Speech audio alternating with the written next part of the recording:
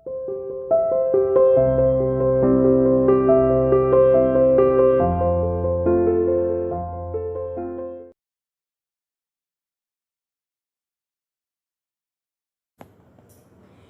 students, welcome to you CR International School online classes.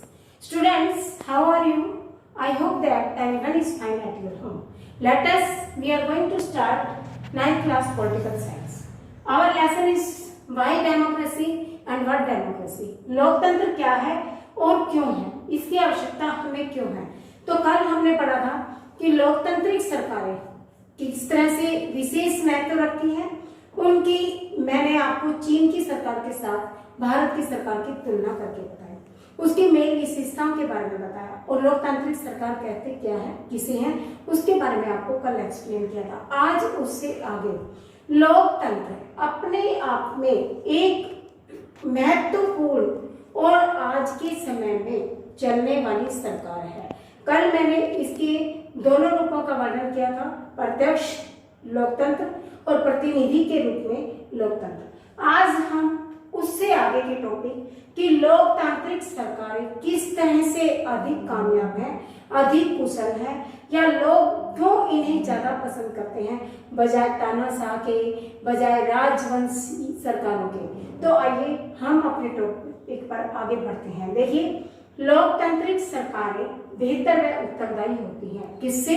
गैर लोकतांत्रिक सरकारों से, तानाशाह सरकारों से, सैन्य सरकारों से। क्यों? क्योंकि ये अपने कार्यों के लिए, अपने निर्णयों के लिए, अपनी नीतियों के लिए, कार्य कौन से, जो भी कार्य सरकारें करती हैं उनके कार्यों के लिए वो जिम्मेदार होती हैं। अगर कोई कार्य गलत हो जाता है तो उसे सुधारा जा सकता है, और जो नीतियां, जो वादे करके सरकार बनती है अपने देश के नागरिकों से, जो भी वादे करके जिन नीतियों की वो घोषणा करके जाती है उनको पूरा करने का उसका उत्तरदायित्व है, उनकी जिम्मेदारी है। और जो भी निर्णय वो लेती है उसके लिए वो जिम्मेदार होती है कि हाँ, ये निर्णय हमसे लिया गया है, इसके भले बुरे के लिए हम उत्तरदायी हैं। तो इस तरह से लोकतांत्रिक सरकारें अन्य सरकारों से बेहतर है। दूसरा, संसद के प्रति, क्योंकि ये संसद के दायरे में रहकर संवैधानिक कानूनों के अनुसार काम करती हैं, और मतदाताओं के प्रति भी उनकी कुछ ड्यूटीज बनती हैं, कुछ उनके अधिकार होते हैं मतदाताओं के, उनकी अधिकारों की रक्षा करती है। दूसरा, अगर किसी भी कारण से जनता संतुष्ट नहीं होती है, सरकार के जो भी नीतियां हैं, जो भी प्लानिंग है, जो निर्णय लिए गए हैं, उनके प्रति यदि जनता में रोष है, असंतुष्टि है, तो वो सरकार के विरुद्ध एक प्रस्ताव होता है, अविश्वास प्रस्ताव, कि आधे से ज्यादा वोटों से हम किसी के पक्ष में निर्णय ले सकते हैं, विपक्ष में निर्णय ले सकते हैं। तो इस तरह से अविश्वास प्रस्ताव पास करके किसी भी मंत्री को हटाया जा सकता है। जनता स्वयं शासक होती है, शासक के रूप में कार्य करती है। किस तरह से? कि जनता ही अपने बीच में से किसी एक नेता को उठाकर सरकार तक पहुंचाती है, मंत्रियों की संख्या तक, संसद तक, लोकसभा और राज्यसभा में पहुंचाती है, जहां से हमारी सरकारों का गठन होता है। तो इस तरह से जो शासक है उनके रूप में काम करती है। खुद जो जनता है, जनता ना होकर सरकार है, एक तरह से अगर कहा जाए तो। और लोकतंत्र सभी नागरिकों की सक्रियता पर, अगर नागरिक सक्रिय नहीं है, राजनीति में भाग नहीं लेते हैं, राजनीति का ज्ञान नहीं है या रुचि नहीं रखते हैं, तो सरकार अपनी मनमानी कुछ भी करे। जनता को जब उस चीज से ज्ञान ही नहीं है, रुचि ही नहीं है, तो उनके लिए तो सब व्यर्थ है। तो सबसे ज्यादा जो विशेष बात क्या है कि लोकतंत्र में सभी नागरिकों को सक्रिय रूप से भाग लेना चाहिए, राजनीति में इंटरेस्ट रखना चाहिए, अपने दिन प्रतिदिन अपने आसपास सरकारें क्या करती हैं, किस तरह से प्लानिंग करके गई हैं, या राजनीति क्या है, इस विषय में हमें ध्यान देना चाहिए। ठीक है। दूसरा, निर्णय लेने की, जो लोकतांत्रिक सरकारें होती हैं वो निर्णय लेने की गुणवत्ता में सुधार करती हैं। देखो, मंत्रियों की संख्या बहुत ज्यादा होती है, 543 के लगभग लोकसभा में होते हैं, 252 के लगभग राज्यसभा में होते हैं। इस प्रकार आप देखो 700-800 मंत्री होते हैं। फिर इन्हीं में से मंत्री, अपने मुख्यमंत्री, अपने प्रधानमंत्री आदि का मनोनीत होता है, चयन किया जाता है। तो किसी भी निर्णय को लेने से पहले संसद में अनेकों बार विचार विमर्श होता है।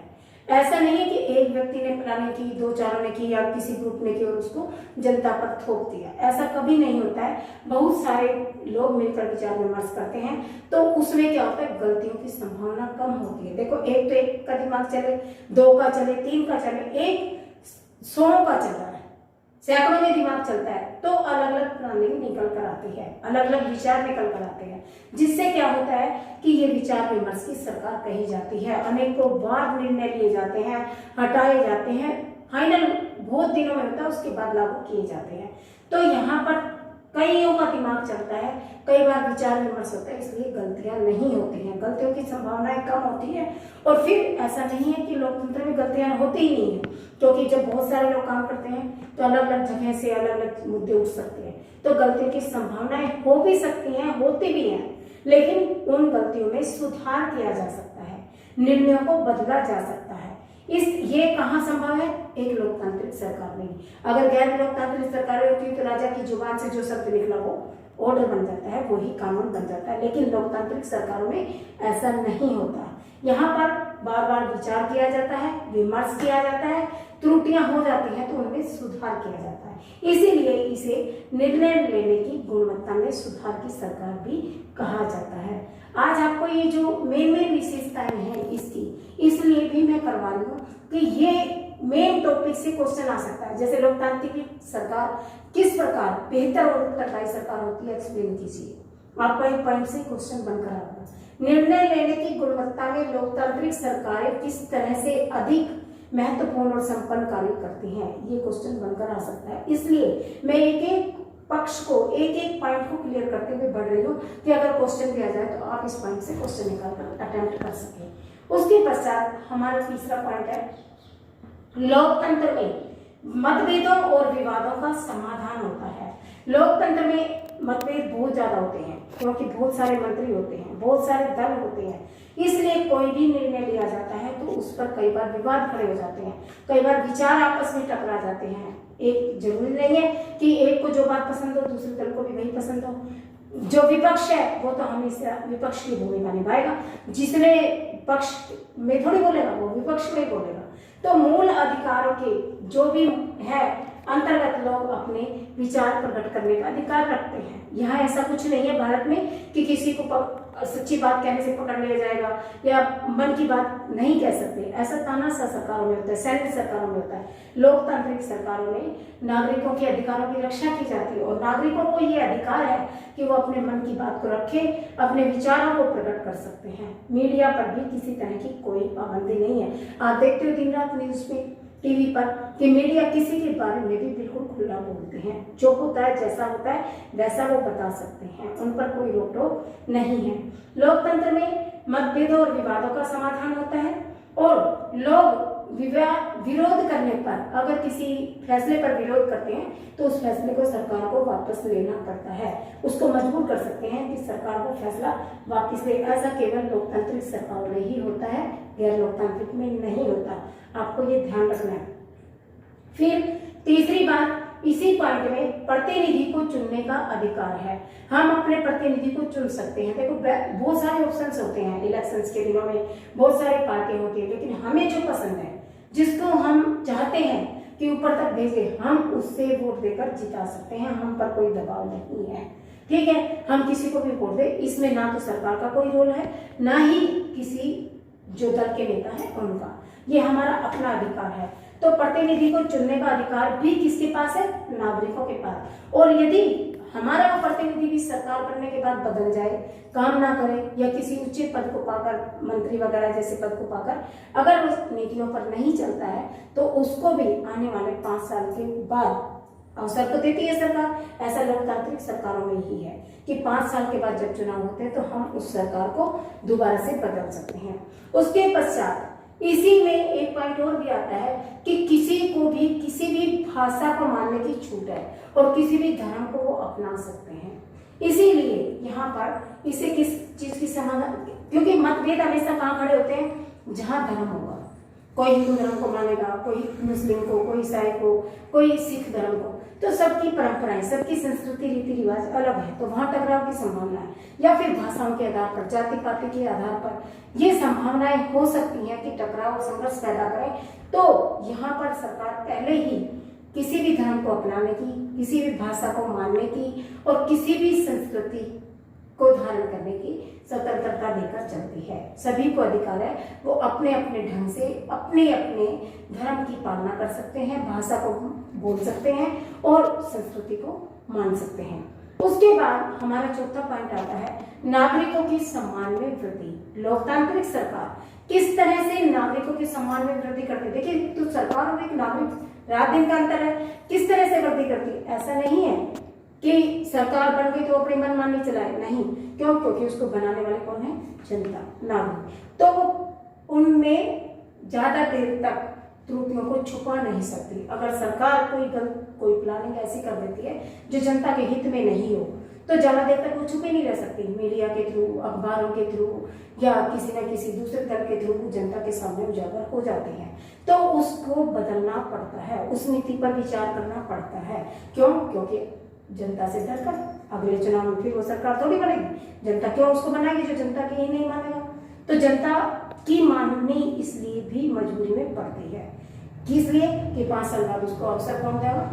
नागरिक देगा। इसके बाद विचार विमर्श के बाद अगर बात फिर भी कोई त्रुटि हो जाती है तो बार बार एक्सप्लेन करा जा रहा है हर पॉइंट पे कि सुधार का अवसर लोकतांत्रिक सरकार में होता है।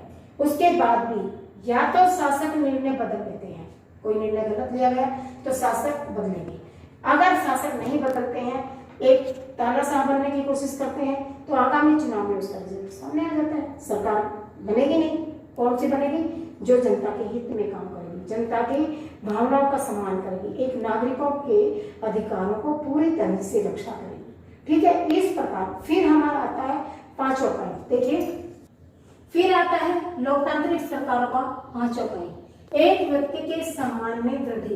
देखो, नागरिक बहुत सारे होते हैं, लाखों करोड़ों की जनसंख्या होती है, लेकिन सरकार का दायित्व है प्रत्येक व्यक्ति के सम्मान की रक्षा करना, उसके अधिकारों की सुरक्षा करना, उसके हितों की रक्षा करना। तो कैसे करती है? कि समानता का अधिकार देकर, चाहे वो व्यक्ति एक मंत्री हो, चाहे एक आम आदमी हो, चाहे वो धनी व्यक्ति हो, चाहे वो एक गरीब व्यक्ति हो, चाहे वो शिक्षित हो, चाहे अनपढ़ हो, सभी के लिए समानता है। किस चीज में? वोट देने के अधिकार में। सभी को एक वोट एक मत का मूल्य दिया गया है कि सभी के लिए एक वोट है और उसका एक समान मूल्य है। ये एक व्यक्ति समानता के सिद्धांत पर आधारित है। रोजगार में समानता है। कुछ एक समुदायों को छोड़कर, कुछ एक समूहों को छोड़कर सभी में समानता रखी गई है। सभी के अधिकार समान है, चाहे वो स्त्री है चाहे पुरुष है। ये कैसे? लोग स्वयं शासक होते हैं, शासन के अधीन नहीं होते। बार बार आपको एक चीज समझाई जा रही है कि लोगों के हाथ में पूरी पावर होती है सरकार बनाने की, सरकार को बदलने की। ठीक है, उसके बाद शासक जनता की इच्छा के अनुसार ही काम करते हैं। अगर जनता चाहे कि ये शासक दोबारा पद पर आए तो 5 साल के बाद उसी को जिता कर लाएंगे। अगर 5 साल में उन्होंने देख लिया कि इसने जनता की भलाई के लिए कोई काम नहीं किया, दिन प्रतिदिन ऐसी प्लानिंग की है जिससे जनता का शोषण हुआ है, जनता दुखी हुई है, तो कोई दोबारा उस सरकार को नहीं बनाएगा, एक दूसरी सरकार को मौका दिया जाएगा। और ऐसा कहाँ होता है? लोकतांत्रिक सरकार में, लोकतांत्रिक देशों में सभी को समान अधिकार प्राप्त है। ठीक है, लोकतांत्रिक ऐसा नहीं है। आप एक दूसरा टॉपिक या दूसरा क्वेश्चन आप ऐसे ले सकते हैं कि लोकतांत्रिक सरकारों के पास इतने सारे अधिकार हैं, तो क्या लोकतांत्रिक सरकारों में कभी गलती नहीं होती? हम बार बार कह रहे हैं गलती होती है तो उसमें सुधार हो जाता है। तो फिर तो लोकतांत्रिक सरकारें अपने कुछ भी करें, गलतियों में सुधार कर लें, तो क्या ये बेटर रहेगा? नहीं, उसके कुछ दायित्व होते हैं, कुछ दायरे होते हैं, लिमिटेशंस होती हैं, सीमाएं होती हैं, जिनके अंदर रहकर उसे काम करना पड़ता है। कैसे?